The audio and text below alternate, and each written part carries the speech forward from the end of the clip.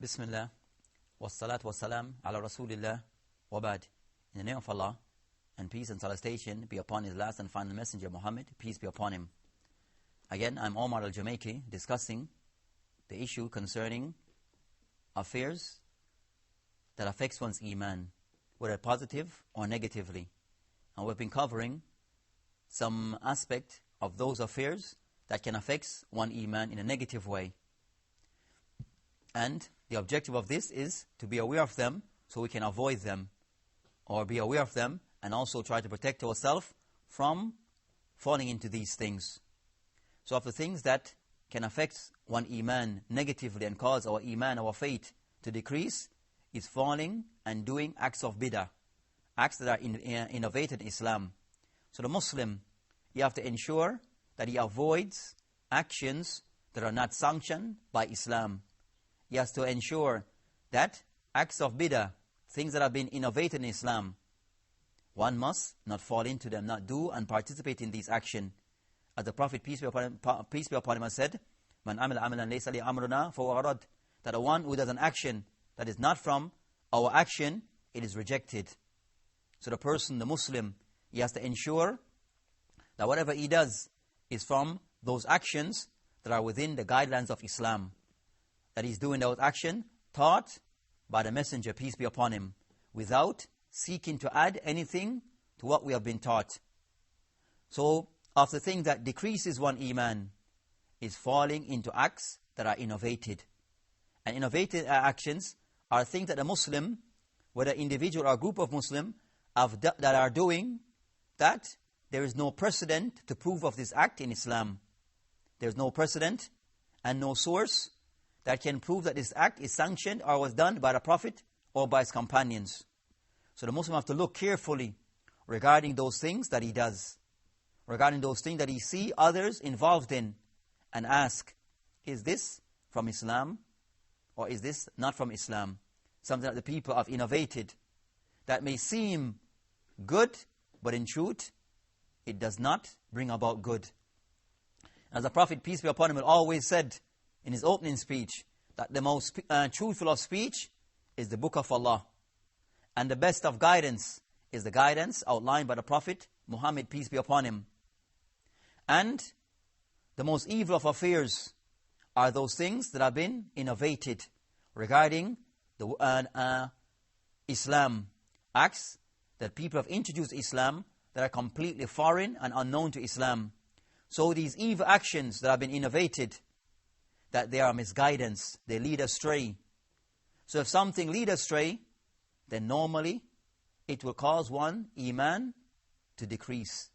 It will not strengthen one Iman, but actually weakens one Iman, because one is doing something that in truth and in fact is not sanctioned and legislated in Islam. Then the Prophet says, and all misguidance, it leads to the fire. It leads to the hellfire. So thing that one is involved in, or one might see others that are doing, that is not according to Islam, that is from innovated practices that a Muslim have fabricated regarding Islam, then this is something that have serious consequence, which is something of misguidance that will decrease the person's Iman and not help his Iman to nourish and to grow properly.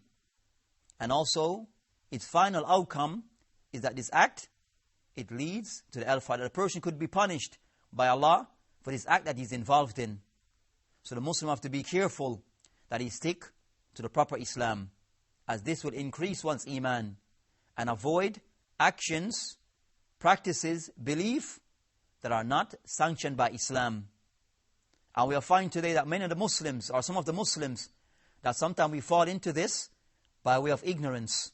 Sometimes we fall into acts of innovated action based upon following traditions that does not have a Islamic precedent. Also we fall into this by leaving away the proper belief of Islam and taking affairs from our own understanding, taking affairs from our own opinions that is not backed up with proper sources.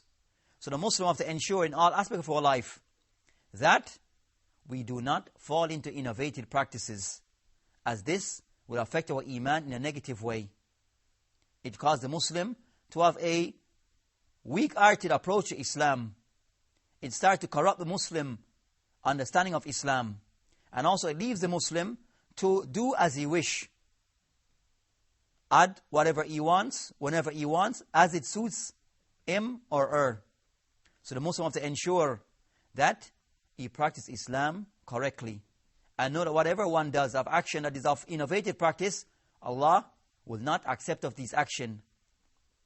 As the Prophet, peace be upon him, has said, that the one who does an action that is not sanctioned or approved of by the Muslims, meaning the Prophet and his companions, then this is rejected. So a innovative practice, it is rejected in Islam. Allah does not accept it, even though some of the people may accept this. So the Muslim has to be careful in preserving his Iman, his faith. He ensures that his actions are sanctioned, his actions are within the boundaries of Islam. And we have seen also in other aspects of Islam, where individuals, they came to the Prophet home, asked him regarding how the Prophet functioned in his home, with his wives, with his family, and in his worship. When they were told of this, one person mentioned that, I will fast continuously on a day-to-day basis. A second mentioned that you'll never get married, as the marrying will preoccupy him with worship. And the third, he mentioned that he'll pray all night. All of whom the intention was good, but the way that they wish to go about practicing and fulfilling their good intention was not correct. So the person has to ensure that good intention, it is followed with and combined with proper action. Not action that are innovated, not action that we see, that we take on to be good, based upon our own desire, based upon our own understanding. So when the Prophet, peace be upon him, he heard of these three individuals and their statements and their action that they had mentioned, he said, as for I am the best amongst you, meaning he's the best example to be followed in a balanced way.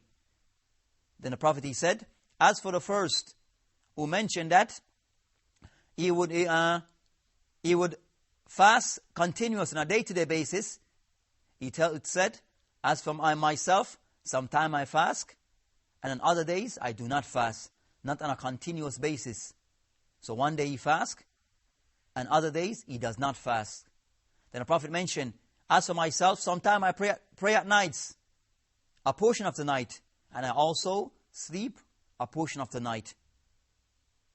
Then the third, he mentioned to him that as for the person, he, the Prophet, peace be upon him, that he marries of wife, he take on wife. He doesn't believe in the act of the person staying away from marriage, seeking to busy himself with worship.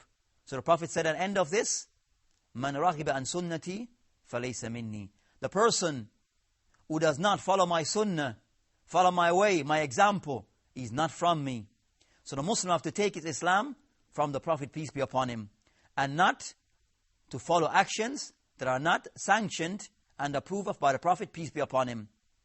And any way that we seeking closeness to Allah, that is not, there is not a precedent from the Quran nor from the Sunnah, we should avoid this act and feel contented in following that which were taught in the Quran and that which was mentioned in the Prophet's teaching. So with this, we learn of the things that can affect our Iman in a negative way, falling into acts that are innovated. Assalamu alaikum wa rahmatullah.